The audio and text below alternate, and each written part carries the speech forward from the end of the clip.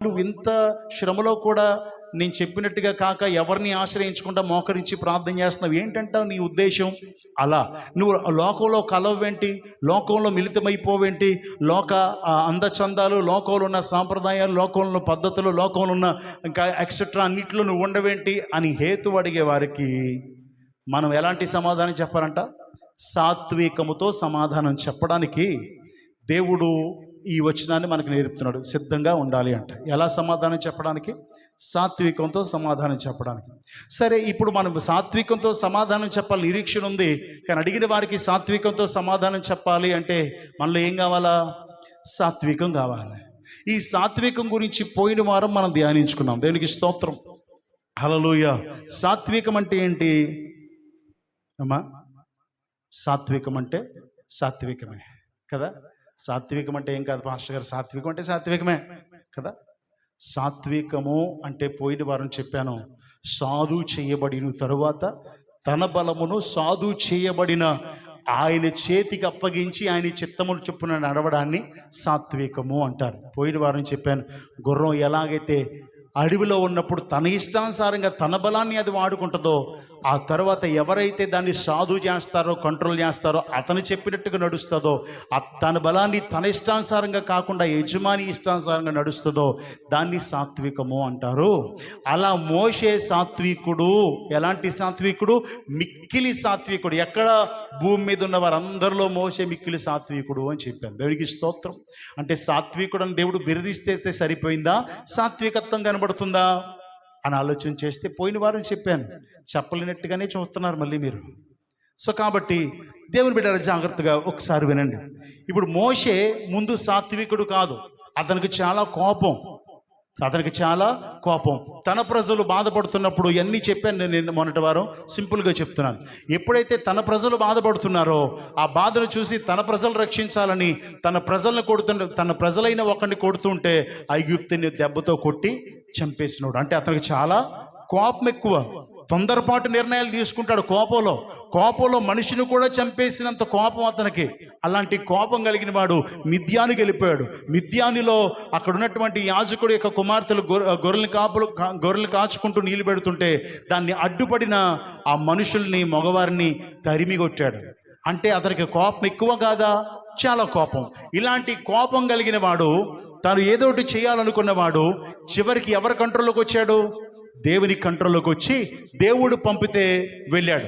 దేవుడు చెప్పమనేది, నువ్వు ఫరోతో ఇలా చెప్పాల్సింది ఇది, చెప్పేసి వచ్చేసేవాడు. నువ్వు చేయాల్సింది ఇది, నా ప్రజలతో మాట్లాడాల్సింది ఇది అంటే అంతకుముందు తన బలాన్ని ఏదో చేయాలనుకున్నవాడు సాత్వికంగా మారి దేవుడి చేతికి తాను అప్పగించుకుని ఇక ప్రభువు చెప్పినట్టుగా, దేవుడు చెప్పినట్టుగా, యెహోవా సెలవిచ్చినదేమనగానే దేవుడు చెప్పిన మాట ప్రకారంగానే నడిచిపోతున్నాడు గనుక అతడు సాత్వికుడు. దేవునికి స్తోత్రం. ఎక్కడ దెబ్బలాడినట్టుగా, ఎక్కడ యుద్ధం చేసినట్టుగా మోషే కనబడడం లేదు. కాబట్టి దేవుని బిడ్డలారా ఆలోచన చేయండి. ఏ దేవాది దేవునికి కోపం వచ్చినప్పుడే అడ్డుపడిన వాడు మోషే. తండ్రి, ఒకవేళ వీళ్ళని నయపరిస్తే మీ నామానికి అవమానం వస్తుందయ్యా, అక్కడి వరకు తీసుకెళ్ళాడు, వాళ్ళ ప్రజలను కాపాడుకోలేపాడు అంటారేమో, కాబట్టి దయచేసి క్షమించు అని అడ్డుపడి దేవుని శాంతింపచేసిన వాడు మోషే. దేవునికి స్తోత్రం. అలాంటి స్వభావాల్ని చూసిన తరువాత దేవుడు అంటాడు, భూమి మీద ఉన్న వారిలో మిక్కిలి సాత్వికుడు మోషే. దేవునికి స్తోత్రం. మరి ఇప్పుడు మనల్ని ఎవరైనా ఏదైనా సమాధానం అడిగితే ఎలా చెప్పాలి? ఇప్పుడు సాత్వికముతో సమాధానం చెప్పాలి. దేవునికి స్తోత్రం, హల్లెలూయా. ప్రభు నామానికి మహిమ కలుగునుగాక. తర్వాత యేసుక్రీస్తు కూడా మనకి చెప్పినటువంటి మాట చదివాం, మరొకసారి చదువుకుందాం. మత్తయి సువార్త 11వ అధ్యాయం 29వ వచనం. నేను సాత్వికుడను, దీన మనసు గలవాడను గనుక మీ మీద నా కాడి ఎత్తుకొని నా యొద్ద నేర్చుకొనుడి, అప్పుడు మీ ప్రాణముకు విశ్రాంతి దొరుకును. చాలు. దేవునికి స్తోత్రం. యేసుక్రీస్తు ప్రభు చెప్పినటువంటి మాట ఈ లోకంలో, నేను సాత్వికుడను, దీన మనసు గలవాడను. కాబట్టి మీరు ఏం చేయాలంటే నేర్చుకోవాలా. ఈ నేర్చుకోవాలనేది చాలా ప్రాముఖ్యం. ఇప్పుడు కువైట్కి వీసా వచ్చినప్పుడు డ్రైవింగ్ వీసా పంపించారనుకోండి, ఏం చెప్తారు? అబ్బాయి, ఇక డ్రైవింగ్ వీసా తీసాం, డ్రైవింగ్ నేర్చుకొని నువ్వు రావాలి. ఇజ్రాయెల్ దేశానికి చాలామంది వెళ్తున్నారు.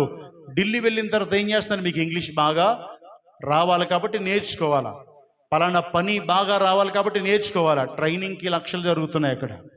సో ఇప్పుడు నేర్చుకోవడం చాలా ప్రాముఖ్యం. పర్వాలేదులే వెళ్ళిపో, అది పనికొచ్చేది కాదు. సో కాబట్టి నేర్చుకోమని చెప్పారంటే కంపల్సరీ అది ఉపయోగపడుతుంది కాబట్టి నేర్చుకోవాలి, లేకపోతే ప్రయోజనం ఉండదు.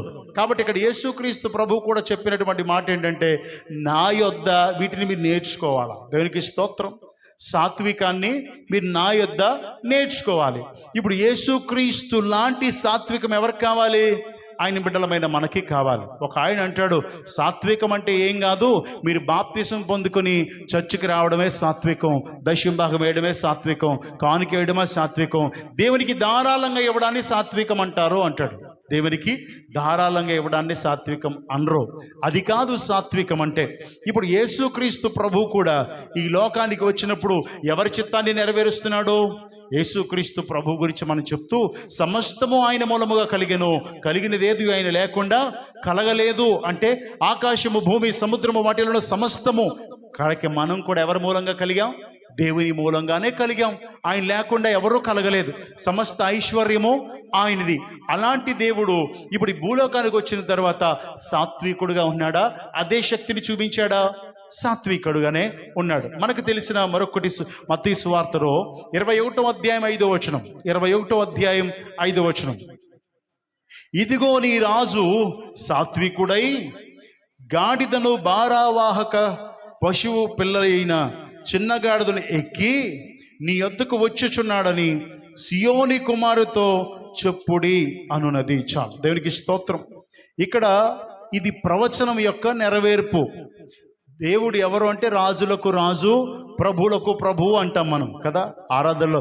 రాజులకు రాజా, ప్రభువులకు ప్రభువా, నిరంతర స్తోత్రార్హుడా అని మనం దేవుడి కొనియాడుతూ ఉన్నాం. రాజు ఎక్కడ కూర్చుంటాడు? బంగారపు సింహాసనం మీద కూర్చుంటాడు. మన దేవుని గురించి మనం ఆలోచన చేస్తే, ఆకాశం ఆయన సింహాసనము, భూమి ఆయన పాదపీఠం. ఆయన పాదాల చెంత ఉన్నాం మనం, ఆయన పాదాల చెంత ఉన్నాం. అంటే అంతటి గొప్ప దేవుడు, ఆకాశ మహాకాశములు పట్టజాలినటువంటి దేవా. ఆయన అంటాడు, ఆకాశం నా సింహాసనం, భూమి నా పాదపీఠం, నాకు ఎలాంటి నివాసం మీరు కడతారో అని దేవుడు అడుగుతాడు. సో కాబట్టి ఇలాంటి గొప్ప దేవుడు, ఇలాంటి రాజులకు రాజు, ప్రభువులకు ప్రభు అయిన వాడు ఇప్పుడు సింహాసనం ఎక్కాలి, ఒక వాహనం ఎక్కాలి. ఏమి ఎక్కుతారు? పూర్వం మనందరికీ తెలుసు, రాజు ఎక్కేది గుర్రం లేదా రథం లేదా ఏనుగు కదా. ఇలాంటి వాటి మీద ఎక్కుతారు, కానీ ఎక్కడ కూడా తగ్గించుకొని గాడిద మీద ఎక్కిన వారు ఎవరో లేరు. సో కాబట్టి దేవుని బిడ్డలారా, ఇక్కడ మనం చూస్తే ఇది లేఖనాల నెరవేర్పు. ఈ యేసుక్రీస్తు ప్రభు అంటాడు, యెరూషలేము సమీపిస్తున్నప్పుడు మీరు వెళ్ళండి, ఆ గ్రామానికి వెళ్ళంగానే గాడిద పిల్ల కట్టబడి ఉంటాయి, వాటిని తోలుకురండి అని చెప్తాడు. అప్పుడు ఈ మాట రాయబడి ఉంటుంది. ఈ మాట యొక్క ఈ ప్రవచనం ఎక్కడుందంటే జకరియా గ్రంథంలో ఉంది. జకరియా గ్రంథం 9వ అధ్యాయం 9వ వచనం ఒకసారి చూద్దామా? జకరియా గ్రంథం 9వ అధ్యాయం 9వ వచనం, సియోను నివాసులారా బహుగా సంతోషించుడి, యెరూషలేము నివాసులారా ఉల్లాసముగా ఉండుడి. నీ రాజు నీతిపరుడును రక్షణ గలవాడును దీనుడై గాడిద పిల్లను ఎక్కి నీ యొద్దకు వచ్చుచున్నాడు. దేవునికి స్తోత్రం. ఇక్కడ రాసినటువంటి మాట, యెరూషలేము నివాసులారా ఉల్లాసముగా ఉండుడి, నీ రాజు నీతిపరుడు, రక్షణ గలవాడు, ఆయన రక్షించువాడు, నీతిమంతుడు, రక్షించువాడు, దీనుడై అంటే తగ్గించుకొని, ఆయన ఆకాశమందు ఆసీనుడైన వాడు, పరలోకంలో పరిశుద్ధుడు పరిశుద్ధుడు పరిశుద్ధుడని కొనియాడబడుచున్నవాడు, నిత్యము స్తుతులకు అర్హుడైన దేవుడు, తండ్రితో కూడా నుండి విడిచిపెట్టకూడని భాగ్యమని ఎంచగా ఆ మహిమ నుండి దిగి దీనుడిగా ఈ భూలోకానికి వచ్చాడు. దేవునికి స్తోత్రం, హల్లెలూయా. దీనుడిగా వచ్చి ఏమెక్కాడంట? దీనుడిగా వచ్చి గాడిద పిల్లను ఎక్కి నీ యొద్దకు వస్తున్నాడు. యెరూషలేమా, సియోను కుమార్తె అంటే యెరూషలేమా నీ యొద్దకు వస్తున్నవాడు గాడిద పిల్లని ఎక్కి వస్తున్నాడు. ఆయన రాజు. దేవునికి స్తోత్రం. కానీ ఎలా వస్తున్నాడు? దీనుడై వస్తున్నాడు. ఇది పూర్వం ప్రవక్తల ద్వారా రాయించబెట్టబడిన మాట. ప్రవచనం అంటే దేవుడు బయలుపరిచింది. దేవునికి స్తోత్రం, హల్లెలూయ. ఇప్పుడు బయలుపరిచింది నెరవేర్చబడాలి. యేసుక్రీస్తు ప్రభు ఈ లోకానికి దీనుడుగానే వచ్చాడు. కానీ నేను రాజును కదా, గాడిదను ఎక్కడం ఏంటి అని అనుకోలే. ఆయన సమస్తాన్ని సృజించిన దేవుడై ఉండి తండ్రి మాట ప్రకారము తండ్రి చిత్తాన్ని జరిగించడానికి వచ్చాడు గనుక తండ్రి చిత్త ప్రకారంగా దీనుడై గాడిద పిల్లను ఎక్కాడు. దీన్ని ఏమంటారు?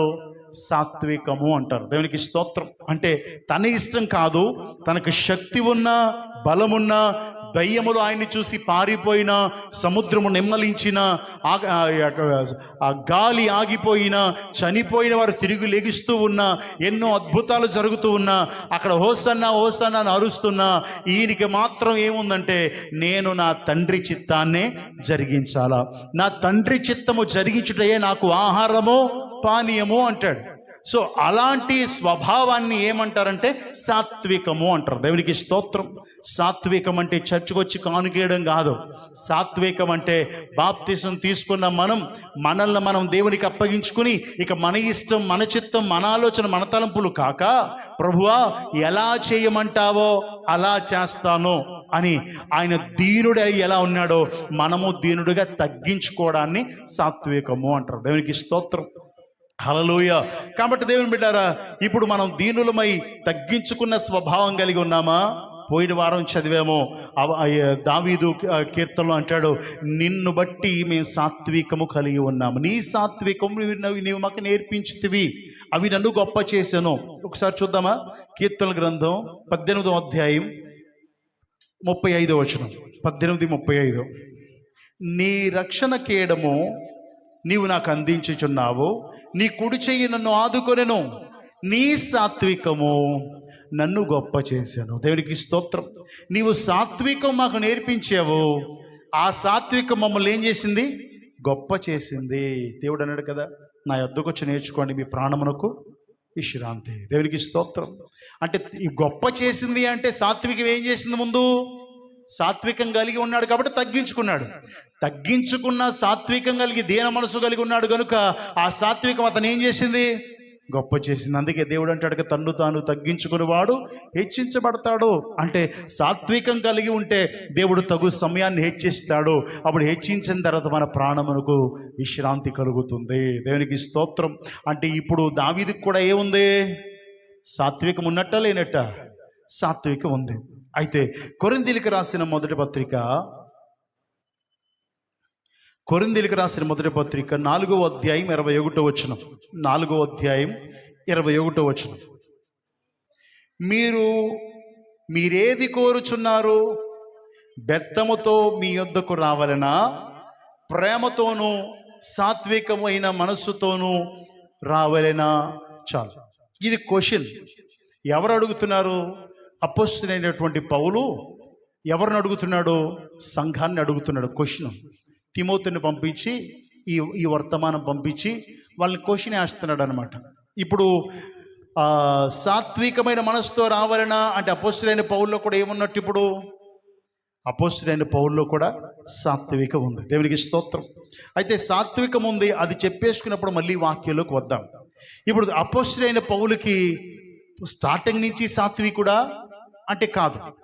స్టార్టింగ్ యేసుక్రీస్తు ప్రభు అన్న, యేసుక్రీస్తు సేవ అన్న, క్రైస్తవులన్న చాలా కోపంతో వాళ్ళు కొట్టేవాడు, తిట్టేవాడు, చంపడానికి సమ్మతించేవాడు, ఎక్కడి ఆరాధనలు జరుగుతున్నాయో పాడు చేయడానికి ఇష్టపడేవాడు, వాళ్ళని జైల్లో వేయడానికి కూడా వెనకాడేవాడు. ఇలాంటి ఒక కోపాన్ని పెంచుకున్నాడు, క్రోధాన్ని పెంచుకున్నాడు. వాళ్ళు ఏమైనా సరే అంతం చేయాలి అనుకున్నాడు అపోస్తలుడైనటువంటి పౌలు సౌలుగా ఉన్నప్పుడు. అలాంటి స్వభావం కలిగిన వాడు, నాకు బలం ఉంది, నాకు అందం ఉంది, నా శక్తి ఉంది, నాకు అధికారం ఉంది అనేటువంటి అహంభావం కలిగిన వాడు, గర్వం కలిగిన వాడు.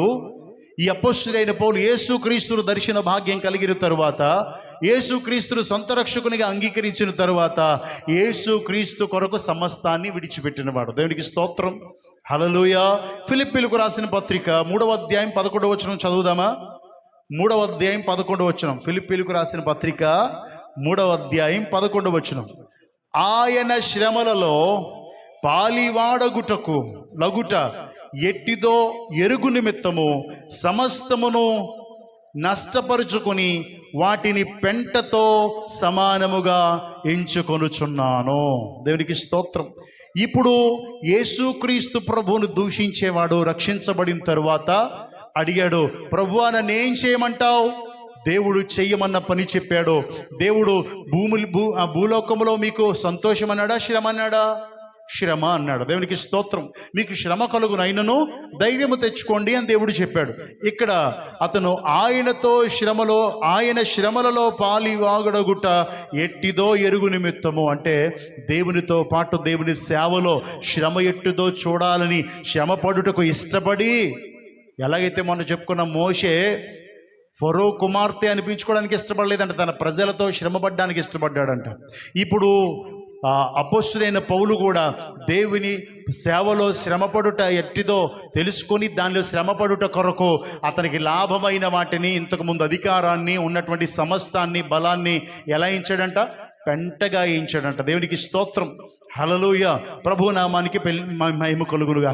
పెంటగా వేయించాడని ఎందుకు అంటున్నాడంటే, పెంటగా వేయించింది, పెంట మీద వేసింది ఎవరో తిరిగి తెచ్చుకోరు. మీరు పెంటగా వేసి పెంట మీద వేసేదాన్ని ఏం చేస్తారంటే వ్యర్థమైన దాన్ని వేస్తారు. టీ పొడి ఉంది, టీ పొడి వడగడతారు, లేదా ఉల్లిపాయలు తొక్కలు తీస్తారు, మిరపకాయ బొమ్మ ముచ్చుకలు తీస్తారు, ఇవన్నీ తీసి ఎక్కడ పడేస్తారు? అవి మళ్ళీ తెచ్చుకుంటారా? పెంట మీద పడేశాడంటే ఏది ఉపయోగం అనుకున్నాడు, ఏది గర్వించాడు, దేన్ని బట్టి అహంభావం కలిగి ఉన్నాడు, వీటన్నిటిని ఏం చేశాడు? పెంటలా ఎంచుకొని పారేసి ఇక వాటి వైపు తిరగలేదంట. దేవునికి స్తోత్రం. ముందు కొట్టినవాడు తర్వాత కొట్టాడా? ముందు తిట్టినవాడు తర్వాత తిట్టాడా? హింసించాడా? హింసించబడి బదులేమీ మాట్లాడలేదు కదా. రాళ్లతో కొట్టినా తిరిగి ఏమనలేదు కదా. ప్రభు కొరకని నింద మహాభాగ్యమని ఎంచాడు కదా. ఇలా మనం చూస్తే అపోస్తలుడైనటువంటి పౌలు ఎక్కడ తిరిగి పూర్వపు స్వభావాన్ని కనపరిచినట్టుగా, కోపాన్ని కనపరిచినట్టుగా, ప్రదర్శించినట్టుగా ఎక్కడ కనబడలేదు కదా. అంటే ఇతనిలో కూడా ఏమొచ్చింది ఇప్పుడు? అంటే దేవుని చిత్తాన్ని జరిగించడానికి తన బలాన్ని ఇంతకుముందు తన ఇష్టానుసారంగా క్రైస్తవులు హింసించడానికి వాడాలనుకున్న బలం ఇప్పుడు దేవునితో శ్రమ కొరకు కూడా ఇష్టపడుతున్నాడు.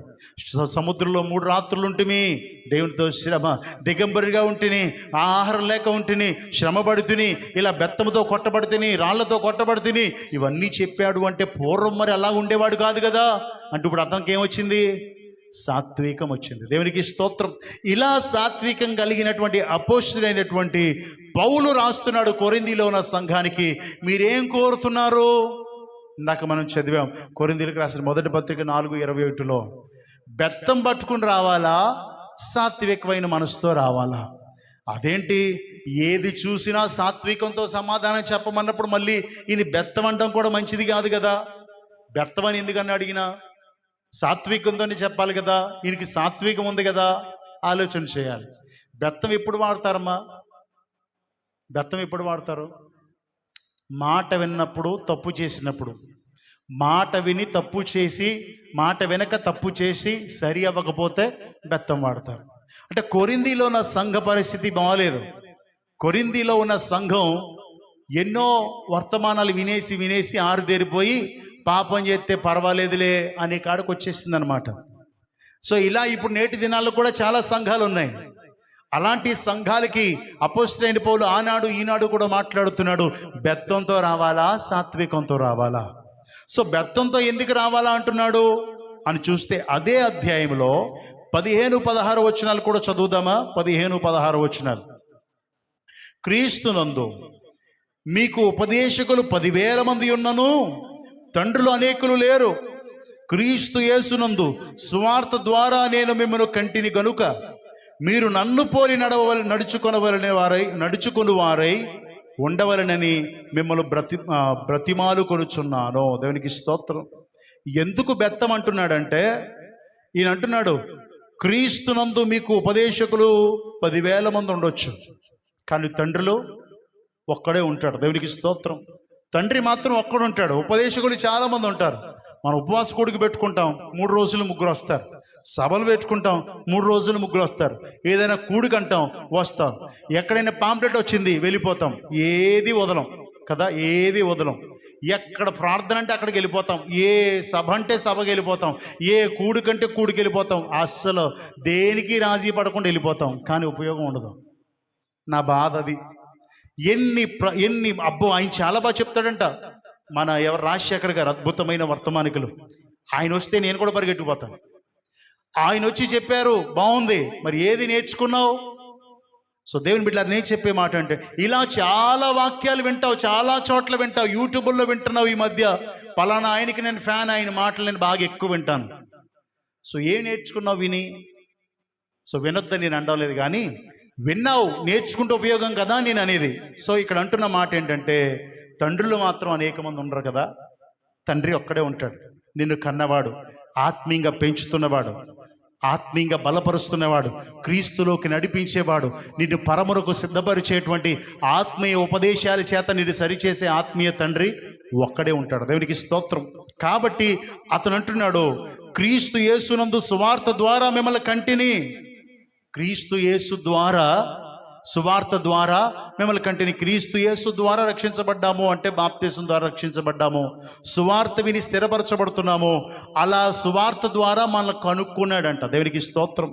ఆ సంఘంలో ఉన్న వారిని, ఆ సంఘాన్ని, ఆయన ఆ ప్రజలను కనుక్కున్నాడంట. ఇప్పుడు ఈయన ఏమవుతాడు? ఆత్మీయ తండ్రి అవుతాడు. ఆత్మీయ తండ్రికి ఏ స్వతంత్రత ఉంటుంది అంటే కొట్టే స్వతంత్రత ఉంటుంది, బెత్తంతో కొట్టే స్వతంత్రత ఉంటుంది. కాబట్టి ఇక్కడ అంటున్నాడు, నేను కనుక్కున్నాను, మీరు నాలా ఉండాలని తప్ప ఇష్టానుసారంగా బ్రతుకుతారని కాదు. అక్కడంట ఎందుకు ఈ మాట రాయబడిందంటే, అక్కడ అనుకున్నారంట, ఇక అపోస్తులైన పౌలు రాడులే, పర్వాలేదులే, మనం ఏం చేసినా పర్వాలేదు, మన ఇష్టానుసారంగా బ్రతికేయచ్చు, ఆయన ఇంక రాడు, మనల్ని చూడ్డు అన్నప్పుడు రాయబడిన మాట. సో ఇప్పుడు కూడా సంఘాల్లో ఏముందంటే, సరైన ఉపదేశం లేదు, క్రమం లేదు, పాపము గురించిన భయము అంతకంటా లేదు, సేవకుల్లో సాత్వికము కనబడడం లేదు. సో దేవుని బిడ్డలారా, ఇలా సాత్వికం కలిగిన సేవకుడు అంటున్నాడు, బెత్తంతో రావాలా, ప్రేమతోనూ సాత్వికముతోనూ, సాత్వికమైన మనసుతో నేను రావాలా? సరిచేయబడితే సాత్వికమైన మనసుతో వచ్చి కొన్ని మాటలు చెప్పి వచ్చేస్తాను, లేదా బెత్తముతోనే రావాల్సి వస్తుంది. దేవునికి స్తోత్రం. బెత్తంతో వస్తే ప్రమాదమా కాదా? దెబ్బలు పడతాయి. దేవునికి స్తోత్రం. వాక్యము ద్వారా హెచ్చరికలు ఉంటాయి, గాయపరచబడుతుంది, లేదా దేవునికి అప్పగిస్తారు. జీవము కలిగిన దేవుని చేతులు పడుట, ప్రభువా ఎంత చెప్పినా ప్రసాదం ఎండడం లేదని ఆయన, కాబట్టి నీ చేతికి అప్పగించేస్తాను, నువ్వు చూసుకో. దండించేవాడు ఆయన. ఆయన దండించడం మొదలుపెట్టాడు అనుకో, ఎవరో ఆగలేరు. సో అతనికి ఏమన్నా అయితే భార్య సఫర్ అవుద్ది, పిల్లలు సఫర్ అవుతారు, కుటుంబస్తులు సఫర్ అవుతారు. ఈ ఆలోచనతో సేవకుడు ఏం చేస్తాడంటే, ప్రభువా దయచేసి క్షమించయ్యా అని ప్రార్థన చేస్తాడు. దేవునికి స్తోత్రం, హల్లెలూయా. కానీ మనం మాట వినని విధంగానే సాగిపోతున్నాం. కనుక ప్రియమైన దేవుని బిడ్డారా, ఆలోచించాలని ప్రభువైన యేసుక్రీస్తు పేర మీకు మనవి చేస్తున్నాను. ఎందుకు ఈ మాట చెప్పాల్సి వస్తుందంటే, కొన్ని బోధలు వచ్చినాయి. కొన్ని బోధలు ఏంటంటే, మీరు ఏం చేసినా పర్వాలేదు, మానవులంగా తప్పు చేయడం సహజం, మానవులంగా తప్పు చేయడం సహజం. రాత్రికి వెళ్ళి ప్రభువా ఈ రోజంతా చేసిన పాపములు క్షమించయ్యా అంటే సరిపోద్ది అనే బోధ కూడా వచ్చేసింది. వ్యభిచారం చేస్తున్నాము, మానవులం కాబట్టి వ్యభిచారంలో పడిపోయాము, కానీ దావీదులా క్షమించమని ప్రార్థన చేస్తే సరిపోద్ది. దావీదు క్షమించమని ప్రార్థన చేసిన తర్వాత మళ్ళీ పాపము చేయలేదు, ఆ మొక్క రాదు బయటికి. సో ఇలాంటి పరిచర్య కూడా చాలా ఎక్కువైపోయినాయి, ఇలాంటి బోధలు కూడా ఎక్కువైపోయినాయి. ఎందుకు ఎక్కువైపోయినాయో తెలుసా? సేవకుడు అసమర్థత వల్ల. ఎందుకు ఈ మాట అన్నానంటే, నేను కూడా చూసిన విషయమే. కోయిట్లో నేనున్నప్పుడు మీరు చెప్తారా అని అడుగుతారు. ఆయన వడ్డీ వ్యాపారస్తుడు, ఆయన నిలబడి ఏం చెప్తాడో తెలుసా? వడ్డీ వ్యాపారం చేయడం తప్పు కాదు, మీ డబ్బులు బ్యాంకులో వేసుకుంటున్నారు వడ్డీ కోసమే కదా, వడ్డీ వ్యాపారం చేయొచ్చు అని చెప్తాడు. పక్క ఆయన వ్యభిచారం చేస్తాడు, నిలబడి వ్యభిచారం పాపమేం కాదు, దావీదంతటి వాడే పడిపోయాడు, కానీ క్షమించమని ప్రార్థన చేస్తే సరిపోద్ది అని చెప్తాడు. మళ్ళీ పడ్డావా, మళ్ళీ క్షమించమని ప్రార్థన చేయి అని చెప్తాడు. నేను విన్న వాక్యం అది. సో దేవుని బిడ్డలారా, కానీ దేవుడు అలా చెప్పలేదు. ఒకసారి కోనేటి దగ్గర ఉన్నప్పుడు ఆ పక్షవాయువు కలిగిన వాడు 28 సంవత్సరాల నుంచి పడి ఉంటే అతని దగ్గరకు వచ్చి స్వస్థపడగోరుచున్నావా అని అన్నాడు దేవుడు. స్వస్థపడగోరుచున్నావా అన్నాడు. యోహాను సువార్త 5వ అధ్యాయంలో ఉంటుంది. యోహాను సువార్త 5వ అధ్యాయం 14వ వచనంలో ఉంటుంది. అతను స్వస్థ పొందగోరుచున్నాను అంటే దేవుడు స్వస్థపరుస్తాడు. 38 సంవత్సరాల నుంచి పడి ఉన్న వాడిని స్వస్థపరుస్తాడు. తర్వాత దేవాలయంలో అతను కనబడతాడు. కనబడినప్పుడు అతని పరిస్థితి బాగోదు కాబట్టి పాపం చేయొద్దు అంటాడు.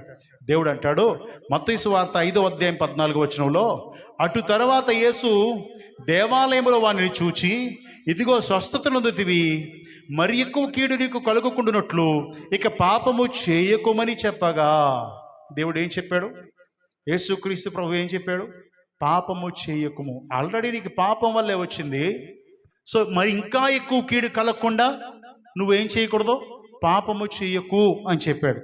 సో 8:11 చూస్తే, యోహాను సువార్తలోనే 8:11 మనం చూస్తే అక్కడ వ్యభిచారంలో పట్టబడిన ఒక స్త్రీ వచ్చింది.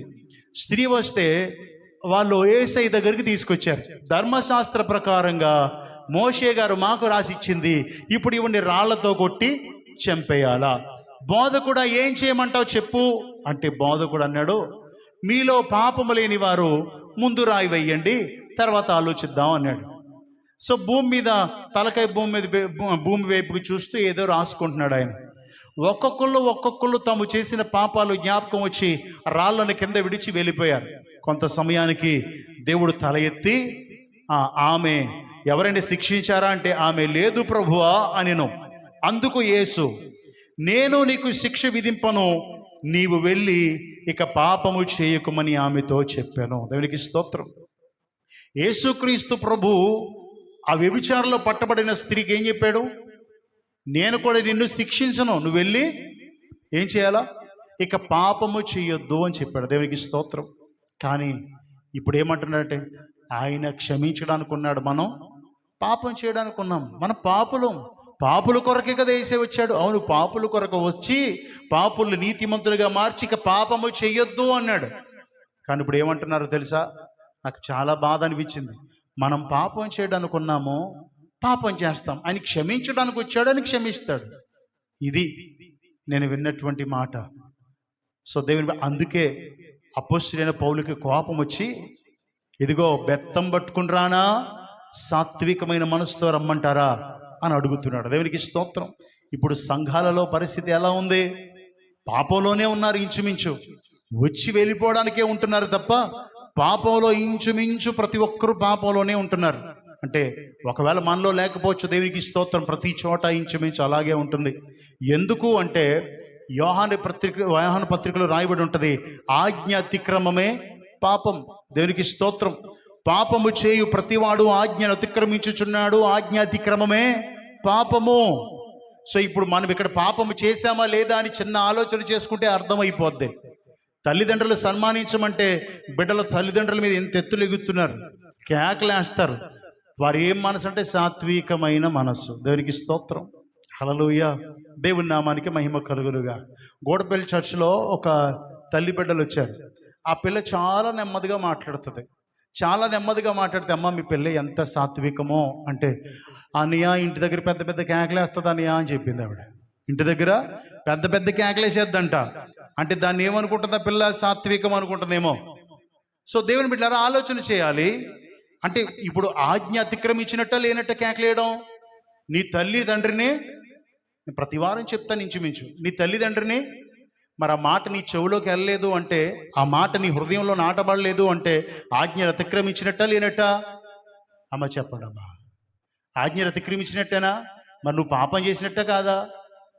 మరి నీకు ఎన్నిసార్లు దేవుడు గద్దించినా లోబడకపోతే బెత్తం తీసుకోడా?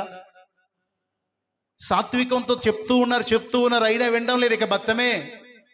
కాబట్టి దేని బిడ్డారా గమనించండి, ఇప్పటికైనా గమనించాలి. అబద్ధం ఆడొద్దు అంటే అబద్ధాలు మానరు, మోసం చేయొద్దంటే మోసాలు మానరు, పొరుగు వారిని ప్రేమించమంటే వాళ్ళ మీద కోపాలు తాపాలు మానరు. సో ఇవన్నీ మానకుండా, వ్యభిచారం మానకుండా, దొంగతనం మానకుండా దేవుని సన్నిధికి వచ్చేసి అనుకుంటున్నారు మేము సాత్వికం కలిగిన వారము. పాస్టర్ గారు ముందు మెల్లగా మాట్లాడితే సాత్వికం కలిగిన వారు ఈయన అనుకుంటాడో ఆయనకి తెలియాలి కదా. నీ హృదయాంతరంగములు ఆయన చూస్తున్నాడు కదా. ఆలోచన చేయాలి. అలాంటి పరిస్థితిలో సంఘం ఉంటే అప్పుడు అన్నాడు సాత్వికుడైనటువంటి పౌలు. సాత్వికుడై అంటున్నాడు, ఇదిగో బెత్తం పట్టుకుని రానా, సాత్వికంతో రానా? సంఘం పరిస్థితి బాగలేదు, ఆజ్ఞ అతిక్రమిస్తున్నారు. ఇంకా పౌలు రాడలే అనుకుంటున్నారు. అందుకే యోహాను గారు రాశారు పత్రికలో 3వ అధ్యాయంలో రాశారు 4వ వచనంలో, పాపము చేయు ప్రతివాడు ఆజ్ఞ అతిక్రమించుచున్నాడు, ఆజ్ఞ అతిక్రమమే పాపము అని రాయబడింది. పాపము తీసివేయడానికి ఆయన ప్రత్యక్షమాయనని మీకు తెలియను. దేవునికి స్తోత్రం. అసలు యేసుక్రీస్తు ఎందుకు వచ్చాడయ్యా అంటే, నువ్వు మళ్ళీ పాపం చేయి, మళ్ళీ పాపం చేయి, మళ్ళీ క్షమిస్తూ ఉంటాడు, ఆయన వచ్చే రాకడ వరకు ఇది జరుగుతుందని కాదు. ఆజ్ఞ అతిక్రమం పాపము అయితే పాపాన్ని తీసివేయడానికి ఆయన ప్రత్యక్షమయ్యాడు కుమారుడిగా. దేవునికి స్తోత్రం. ఈ లోకానికి రక్షకుడిగా యేసుక్రీస్తుగా ప్రత్యక్షమైంది ఎందుకు అంటే, నా పాపం నుండి మనల్ని విడిపించడానికి, విమోచించడానికి. ఆయన యందు ఏ పాపము లేదు. అయితే కింద రాయబడిన మాట, ఆయన యందు నిలిచియుండు వాడెవడను పాపము చేయడు, అంటే ఆజ్ఞను అతిక్రమించడు. ఇప్పుడు పాపం అంటే పైన ఏం నేర్చుకున్నాం? ఆజ్ఞ అతిక్రమం. సో ఇప్పుడు ఇక్కడ రాయబడిన, ఆయన యందు ఉన్నాను నేను, యేసుబాబు బిడ్డనే అని చెప్పే ప్రతివాడు, యేసయ్య అంటే నాకు ఇష్టం అని చెప్పుకునే ప్రతివాడు ఇక్కడ చెప్పిన మాట పాపము చేయడు. మరి పాపం చేస్తే ఏమనాలా? ఆలోచన చేయాలి. పాపము చేయడంట. మరి పాపం చేస్తుంటే ఆయన యందు ఉన్నట్ట లేనట్ట? ఆయన యందు లేనట్టు. భర్త భార్యని ఎలా ప్రేమించాలో ప్రేమించడు, భార్య భర్తకి ఎలా లోబడాలో లోబడరో, పెద్దల యందు ఎలా గౌరవ మర్యాద కలిగి ఉండాలో తెలియదు, సాత్వికంతో మాట్లాడడం తెలియదు, మృదువైన మాటలు రావు, బూతులు తిడతా ఉంటారు, ఏలకాలం మాటలు, డబల్ మీనింగ్ మాటలు, ఇవన్నీ చేయమన్నాడా దేవుడు? వద్దన్నాడా? సరసయోక్తులైనను పలకూడదయ్యా మీరు అని దేవుడు ఆజ్ఞ ఇచ్చాడు. దేవునికి స్తోత్రం. కనుక దేవుని బిడ్డారా, ఆ దేవుని యందు నిలిచింటే పాపం చేయడు, పాపము చేయవాడు ఆయనను చూడలేడు. దేవునికి స్తోత్రం. ఒకవేళ ఇక్కడ కూర్చున్న మనలో అలాంటి పాపాలు ఉంటే, ఆజ్ఞ అతిక్రమం చేస్తూ ఉంటే, లోబడని తత్వం, తిరుగుబాటు చేసే మనస్తత్వం ఉంటే, మనకేం కనబడదో తెలుసా? దేవుడు కనబడ్డం. దేవుడు కనబడకపోవడం అంటే, ఆది యందు వాక్యం ఉండిన వాక్యము, దేవుని యందు వాక్యమే దేవుడు. సో నీకేం కనబడడం లేదు? వాక్యం కనబడడం లేదు. ఎందుకు కనబడలేదు పాస్టర్ గారు? యుగ సంబంధమైన సాతాను నీ మనోనేత్రాలకి వాక్యమై ఉన్న దేవుని వాక్యాన్ని గ్రహింపకుండా గుడ్డితనం కలిగజేస్తుందన్నమాట. ఇక్కడ కూర్చున్న మనలో ఎంతమంది అలా గుడ్డితనంలో ఉన్నారో ఒకసారి ఆలోచన చేయండి. ఎన్నిసార్లు వ్యతిరేకిస్తున్నారో దేవుని ఆలోచన చేయండి. ఇక్కడ వినడం మామూలే, ఇంటికి వెళ్ళి ప్రవర్తన మామూలే. సో ఇలా చేస్తున్నావు అంటే నీ నేత్రాలు ఎలా ఉన్నాయి? మూయబడి ఉన్నాయి. నువ్వు దేవుడిని చూడలేవు, ఇక్కడ చూడలేవు, అక్కడ కూడా చూడలేవు అని అర్థం. కాబట్టి ఆ తర్వాత ఉంటాడు, చిన్నపిల్లలారా ఎవరిని మిమ్మల్ని మోసం చేయనీయకుడి. ఇలాంటి దుర్బోధల చేత ఎవరు మిమ్మల్ని మోసం చేయకుండా జాగ్రత్తగా చూసుకోండి.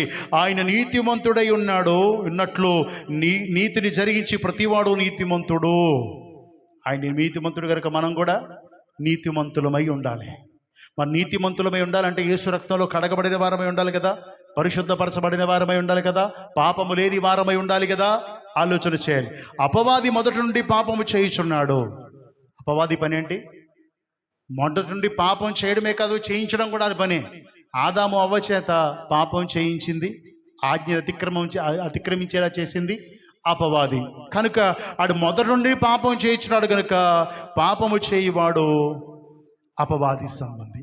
అంటే దేవుని మందిరానికి వచ్చినంత మాత్రాన దేవుని బిడ్డ కాదనమాట. జాగ్రత్తగా వినాలి.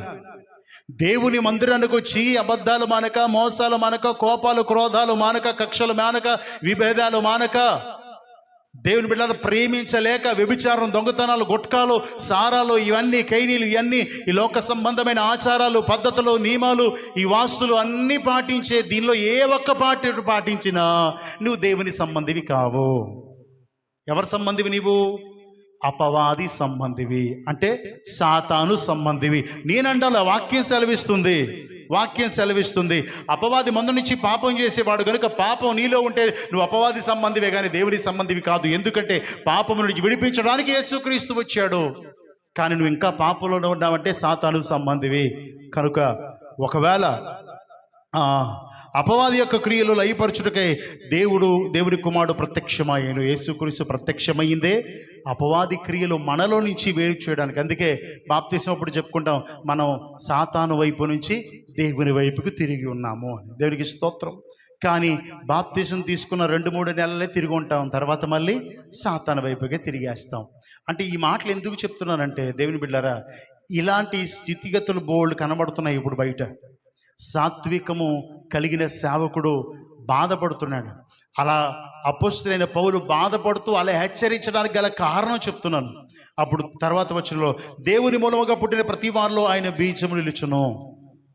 దేవుని మూలముగా పుట్టినవాడు వాక్యమిని అంగీకరించి నాకు యేసుక్రీస్తు ప్రభు కావాలా, ఆయన దగ్గర నేను ఆయనతో జీవించాలని ఆశపడుతున్నాను, ఇంతవరకు నా బలము నా ఇష్టమైంది, కానీ ఇక్కడి నుంచి నేను ఆయన సొత్తు, ఆయన కొరకు బ్రతుకుతాను అని బాప్తిసం తీసుకున్నవాడు శరీరం మూలంగా జన్మించేది శరీరమును, ఆత్మ మూలంగా జన్మించినది ఆత్మయునై ఉన్నది. అలా జన్మించిన వాడిలో, దేవుని మూలముగా పుట్టిన వానిలో ఆయన బీజము అనగా దేవుని బీజము నిలుచును. జీన్స్ ఉంటాయని అర్థం. మన మాట మామూలుగా పాస్టర్ గారు అబ్బాయి ఎంత పొడవైపోయాడు, మరి పాస్టర్ గారు జీన్స్ కదా అంటారు. సో కదా, అలాగే ఇప్పుడు యేసయ్య బిడ్డలం కదా, మరి ఆయన జీన్స్ మనలో ఉండాలి కదా.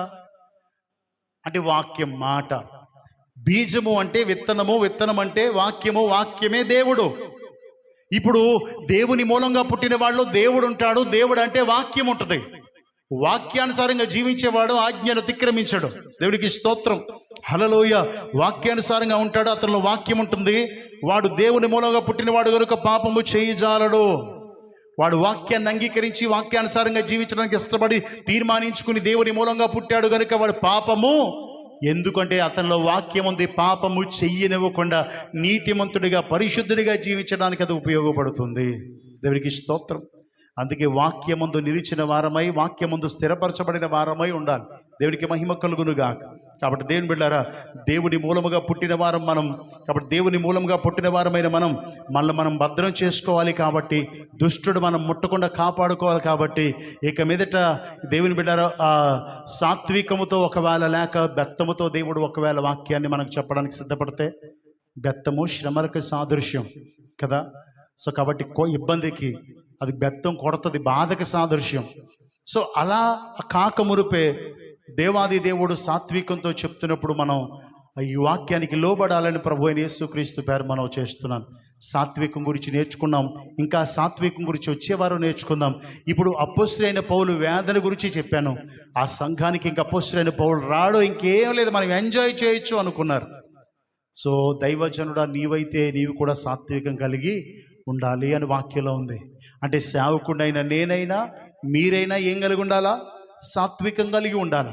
సాత్వికం అంటే తగ్గింపు స్వభావం కలిగి ఉండాలి. ప్రభు చేత నడిపించబడుతున్న వారమై ఉండాలి. మన ఇష్టం, మనకి చిత్తం ఏది జరగకూడదు. మన అహంభావం, మనకి స్టేటస్, మనకున్నటువంటి హోదా చూపించడానికి కాదు, ప్రభు చిత్తాన్ని నెరవేర్చడానికి ఇష్టపడాలి. దాని కొరకు శ్రమ, శోధనైనా, ఇబ్బంది అయినా పడడానికి సిద్ధపడిపోవాలి. దేవునికి స్తోత్రం, హల్లెలూయా. దాన్ని సాత్వికము అంటారు. సో మనలో ఉందా సాత్వికం? ఆలోచన చేయాలి. వాక్యం చెప్తేనే వినం. వాక్యాన్ని ఎలా అంగీకరించాలంట? సాత్వికంతో అంగీకరించాలంట. చూద్దాం, ఒక్క మాట చెప్పేసి ముగించుకుందాం. యాకోబు పత్రిక 1వ అధ్యాయం 21వ వచనం. యాకోబు పత్రిక 1వ అధ్యాయం 21వ వచనం. అందుచేత సమస్త కల్మషమును, విర్రవీగుచున్న దుష్టత్వమును మాని లోపల నాటబడి మీ ఆత్మను రక్షించుటకు శక్తిగల వాక్యమును సాత్వికముతో అంగీకరించండి. దేవునికి స్తోత్రం, హల్లెలూయా. అందుచేత సమస్త కల్మషము, పాపమును విడిచిపెట్టి పూర్వం ఉన్న అహంకారం, అహంభావం విడిచిపెట్టి వెర్రవీగే దుష్టత్వాన్ని మాని, ఏ వాక్యమైతే మనల్ని రక్షించగలదో, పరమునకు చేర్చగలదో ఆ వాక్యాన్ని సాత్వికముతో, అంటే తగ్గింపు స్వభావముతో అంగీకరించాలి. దేవునికి స్తోత్రం, హల్లెలూయా. అంగీకరిద్దామా? చిన్న ప్రార్థన చేద్దాం, మోకరిద్దామండి.